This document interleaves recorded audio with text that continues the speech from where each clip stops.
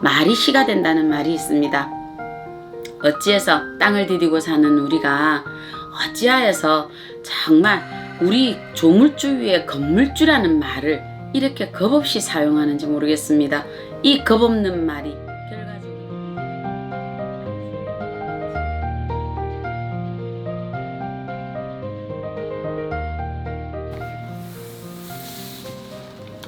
네, 작두신화의 정정은입니다.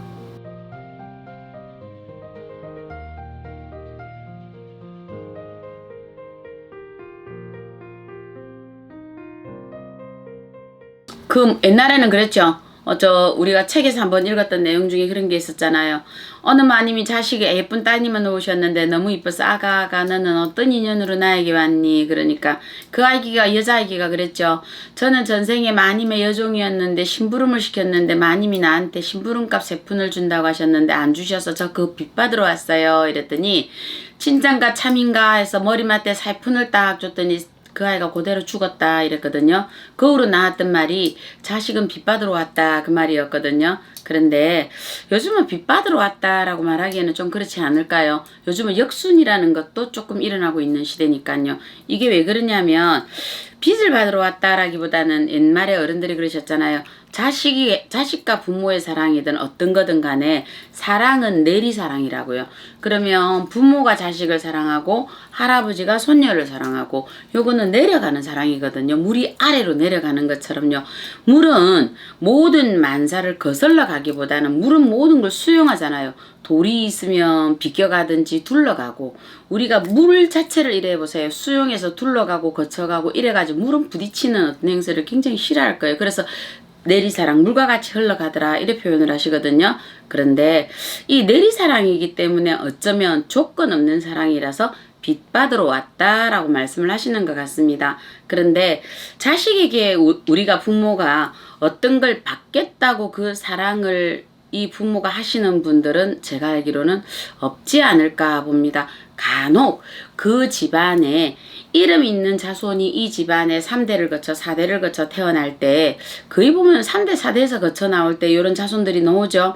그러면 그 문 중에 우리가 뭐 이시문 중에 김시문 중에 박시문 중에 그렇게 태어날 때 이 자손이 그 집안의 가문의 명예를 지고 이렇게 태어나는 자손이 있고 그 가문의 멍해를 지고 태어나는 자손이 있습니다. 그래서 때로는 멍해를 지고 나왔을 때 조상의 업보를 지고 나왔기 때문에 그 집안에 때로는 불명예를 가지고 가문을 먹칠을 하는 자손이 태어나게 돼 있고 또 그 집안에 당대의 3대 4대를 거쳐서 그 집안의 명예를 걸머쥐어서 감투를 지고 올라서는 자손이 있다 이래 보시는 거거든요. 자손이 빚을 받으러 왔다라면 어찌해서 이 집안마다 3대를 거쳐 4대를 거쳐 우리가 해마다 조금 나아지겠습니까? 나라의 역사를 봐도 70년 주기로 한 번씩 이렇게 뒤엎어지는 경우들이 보이지 않습니까? 혹시나 이래 보시면 조선시대 가까운 대기로 이렇게 보셔도 될 겁니다. 그럼 보통 3대 주기로 보시면 돼요. 3대 주기로 보시면 거의 이 주기로 엎어졌다가 바로 갔다가 엎어졌다가 바로 갔다가 이렇게 되는 거거든요. 그때마다 이게 안 되겠다 싶으면 물을 엎었다가 다시 바로 잡았다가 이렇게 되는 거거든요. 내리사랑의 자식이기 때문에 이거는 우리가 당연히 부모의 입장으로서는 그 조건 없이 내려가야 됩니다. 간혹 요즘 부모님들이 조건이 가질 수밖에 없는 게 내가 저 자식을 위해서 아침부터 저녁까지 졸지에 이거는 엄마가 졸지에 스쿨버스 기사님도 아니고 전부 다 학원부터 시작을 해서 모든 걸 다 도시거든요. 저 아이의 인생과 내 인생을 똑같이 딱 결부를 시켜놔 버리셨어요. 요렇기 때문에 내리사랑이 아니라 보상 심리가 되어버린 거죠. 요게 지금 그러니까 자식이 내가 요만큼 나한테 투자를 했는데 요만큼 못하면 화가 나는 거죠 이게. 그래서 내리사랑이 아니라 조건부의 사랑이 되어버렸다. 어느 틈엔가. 그러다 보니까 자식이 옛날에는 자손을 놓으면 가문의 집안에서는 그 아이가 100일이 되면 왜 이렇게 집안에 자손을 이렇게 고하잖아요. 그 자손에 어느 문중에 이래 돼서 집안에 전부 다 문중에 어른들이 다 모이셔서 이렇게 집안에 어느 자손이 이렇게 태어났습니다라고 그 아이의 아호를 받고 이 아이를 고하고 이렇게 되잖아요. 그죠? 그래서 이거는 집안 문중의 자손이 되는데 요즘에는 자손이 되면 문중 집안에 이런 거보다는 내 새끼가 되잖아요. 내 새끼, 네 새끼, 내 새끼가 되잖아요. 그래 되다 보니까 요거는 결부되어 있는 조건의 사랑이 되다 보니까 요 3살 먹는 애기든 5살 먹는 애기든 요 애기와 이미 결탁이 돼버리는 거죠. 그러니까 아이를 태중에 넣었을 때부터 이미 결속이 되잖아요. 그래서 아이를 해산하고 나서 이미 산후 조리를 할 때 조리원에서부터 이미 우리는 어느 조리원 출신의 아이들이 만나고 여기 조리원 출신에서 다시 어느 유치원에 만나고 초등학교 만나고 이게 다 결속이 돼 있대요. 어느 틈엔가. 그렇게 되다 보니 이게 어찌 내리사랑이 되겠습니까? 그거는 이미 조건으로 부모 자식도 이미 조건으로 이렇게 만나지는 사랑이 되다 보니까 이 문제가 역으로 역순환으로 부모가 자식을 죽이는 경우가 나오고 또 자식이 부모를 죽이는 경우가 나오고 이런 역발상들이 발생하지 않았나 이래 보는 거거든요. 옛날에는 자식을 주는 거는 하늘의 문서라 하셨거든요. 그냥 이거는 우리가 집을 가지는 것도 문서요. 또 자식이 이렇게 벼슬을 쓰는 것도 문서요.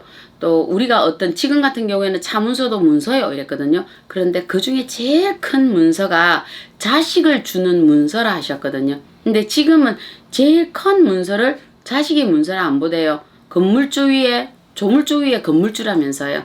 이것만 봐도 내리사랑이 이미 갔고 내리사랑이 가다 보니까 자식이 전생에 빚받으러 왔다라는 이 옛날의 그 말이 요대로 지금 적용이 돼버렸다. 그래서 세 푼의 빚을 받으러 온 자식이 되어서 내 죽기 전에 문서를 자식 앞으로 넘기지 마라 하는 소리가 나오지 않았나 싶거든요.